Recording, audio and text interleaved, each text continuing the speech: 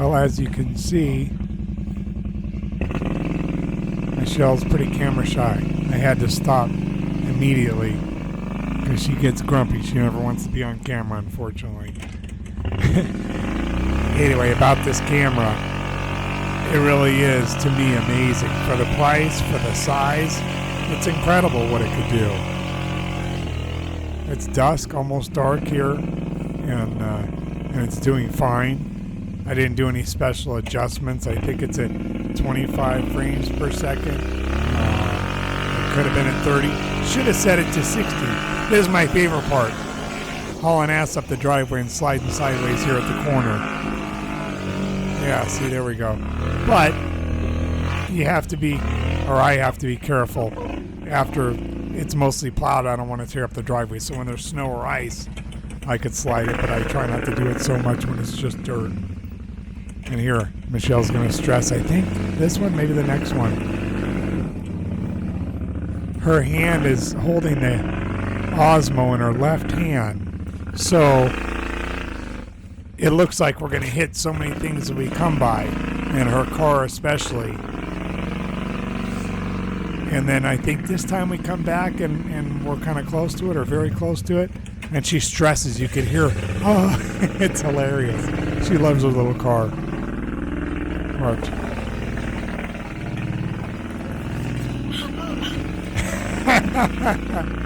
Is that funny or what? It just cracks me up. Anyway, but it looks worse to where she's holding the camera. It looks like we're just driving right through it. Same thing here. It looks like we're going off the edge, but the blade is right there at the edge of the snow.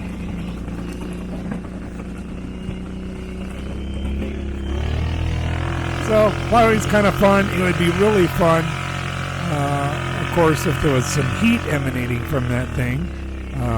But no, really, if it had power steering, it would make it so much easier. But it doesn't have power steering, so it's a little bit of a workout. You just got to hit the throttle when you want to turn to lift the weight off the front end. Now, here's the best part.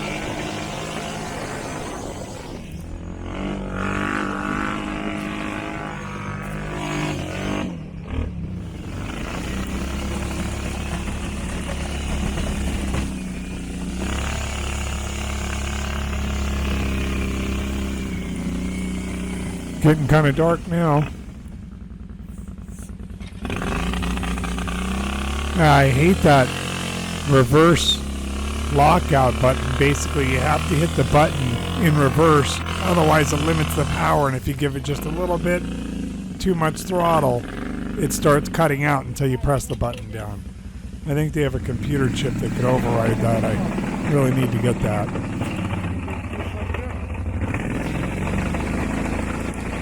Now you can hear it when we're down to the dirt.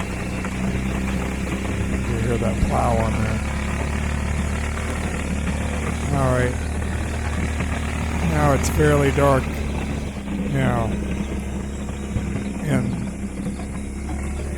would you expect more from the camera without doing other settings, or if you're standing stationary and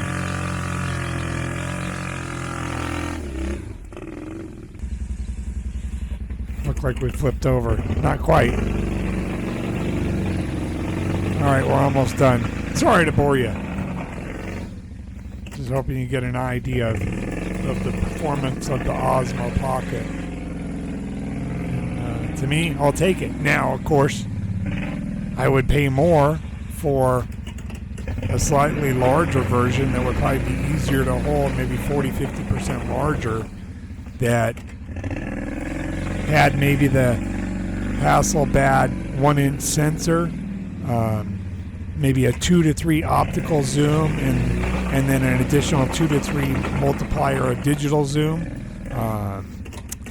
Wi-Fi built in, bigger battery, and of course a tripod mount on the bottom. So there's definitely room for a pro version, probably in the $500 to $600 range, and I think that would be great. Although no complaints, this is unbelievable. $350, my God, it really is, and it's so portable. I could imagine, the how easy it is, people going on vacation and just throw it in their purse or their bag or their pocket, that it's really no excuse not to have pictures or film when you have something so portable.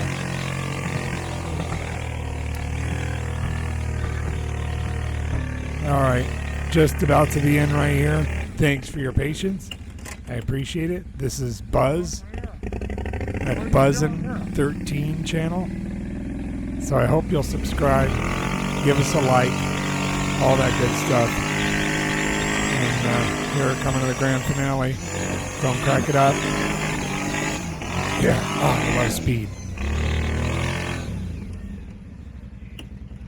All right, and then here's the Mavic 2 Pro.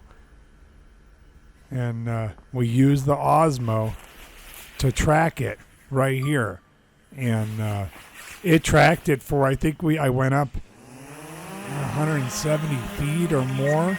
And then I started going out, and I cut that part because it was boring at the end. But it continued to track it all the way out there. It was just amazing. Although it helped because there was a blue sky and it's a dark object. But, you know, it was pretty small. You could see at the very end of the clip that the Mavic is so small in the sky, but that dang Osmo just stayed on it and tracked it. So I'm very impressed. I know with lighting, and if there's a dark background, it's going to lose it. It easily loses things in a dark light situation. But in a well-lit situation, it's beyond impressive. Pretty amazing.